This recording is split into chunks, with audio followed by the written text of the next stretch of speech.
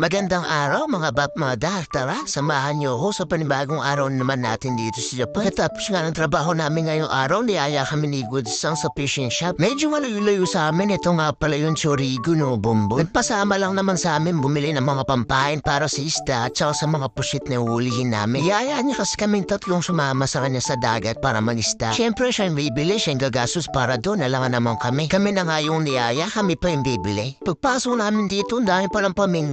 Natingin pa nga kami ng spinning rod pero grabe yung mahal. Nasa isang lapad, isang piraso. Kung ako lang, di naman ako bibili ng ganyan ba't di nala ako bumili ng sariwang isda para lutuin, di ba? Ang buong makala ako nga, hindi na kami gagastos. Pero pinapili niya kami ng kanya-kanyang pampain namin para sa pusit. Hindi nga daw kasi sa kulay ng gusto namin. Mas matingkad daw, mas nakakatrap para sa pusit. Wala, no choice kami kaya kumuha na ako ng dalawa na tig 500, bali 1,000 na agad. At kumuha na rin ng tig dalawa yung mga kasama kong Indonesian kaya nagbayad na kami. Medyo nalungkot pa nga yung dalawang kasama. Sa isip-isip siguro nila, anak baka na-scam tayo Oo nga naman kasi, pangulam na nga yun tapos pinamili lang ng pampain. Wala pa naman kasiguraduhan kung makahuli kami, diba? Nakadepende pa nga yun sa huli ng pampain na kinuha namin Sana nga lang, tumama kami sa huli.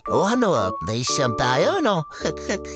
Dinala pa nga kami niya sa taas. May second floor pa pala to. Sana nga lang, wag mo na aming gasusan. Mahirap lang kami, wala kaming pera para dyan. Ito siguro tig 3,000, kaya kong bilhin. Pero to, tiglim mong lapad ang spinning rod. Hindi ko kaya yan. Magkano na yan sa peso? Nasa 20 mil na yan Anong gagawin ko dyan? Hindi lang naman pusit mabibili ko sa 20 mil Kahit isang buong baboy, kaya ko nang bilhin. Hindi ka pa magpapakahirap para magpagod manghuwa ng isda. Akala ko nga, malay 5 lapad. Meron po palang tig-7 lapad dito sa kabila. Grabe, nasa 25,000 na yan sa peso. At kumuha lang nga rin kami ng mga pampain para naman sa isda. At tinanong ko na si Gucci-san kung kailangan din namin bumili niya. Sabi naman niya, kahit hindi na daw siya na lang daw. Buti naman kao sa kanya, kung hindi na kami sasama. Ang bili ko na lang ng ulam yan, sigurado pa. Grabe nga yung mga pampain nila dito, nasa chiller pa talaga. Kalahin mo nga na pwede mo rin iluto at kainin. Tapos yung iba't ibang variety ng bulati, naka-aquarium pa. Fresh na fresh, ang lalaki, iba't ibang klase. Ano kaya klase yung mga bulati to? Siguro iba dito, ito na yung ginagawa mga hotdog. Maya-maya pa, kumuha na nga dito sikot sa mga nakachick. Hindi ko alam kung para sa isda to, para sa pusit. Ang garapon pa nga, ito nga pala yung paros-paros kung tawagin sa amin mga kapampangan. Hindi ko alam kung ano tawag sa Tagalog nito. Paki-comment naman dyan mga batmahatar kung ano sa Tagalog to. At kumuha na rin siya ng malaking brush panlinis daw sa mga pusit na mga huli namin kasi medyo madulas ata yung mga yun. Lalo na yung mga maliit. Alam niyo ba kung ano tawag sa mga yun? Hindi niyo alam no? Ang tawag sa mga maliit na pusit ay psst. Psst.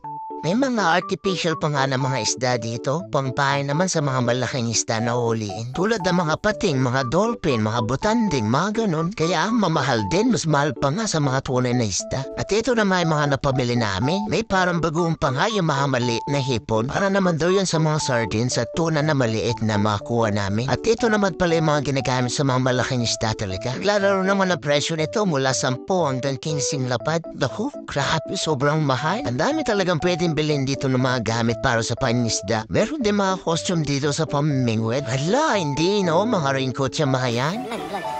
Say hi. Hello guys. Yan nga pala si Hiker kasama ko mga Indonesian. Yung isa naman si Ajis, malapit nang umuwi to. Kaya pinapapili siya ni Gucci-san ng spinning rod kasi ito nga pala yung regalo niya sa kanya bago siya umuwi. Nasa kulang 3 lapad ata yung halaga niyan. Kaya paisip siya, pinapaikot niya kung bibilin pa talaga o ito na lang mga tig 3,000. Parang gustong pirahin na lang yung ibibigay na regalo sa kanya ni Gucci-san. So ayun, nakapag-desisyon na at bibili na nga ni Gucci-san para sa kanya. Magkano kaya magiging kalalabasan itong lahat ng pinamili namin? Mukhang marami-rami to. Ay pa kaya rin lang gumastos ng ganyan para lang sa panisda. Umabot nga ng 60,000 yun yung pinamili namin. Grabe. Nasa 25,000 pesos. Marami ng batang mapapakain nito sa lansangan. Samantalang dito pagkain lang manisda. Ginagawang libangan lang ng mga hapon. At yun, lumabas na nga kami para kami makauwi na. O siya, mga batang hadar, hanggang dito na lang muna tong video nito. Salamat nga pala sa panood at suporta. Jayo, ichinichiyo. Matane. Bye!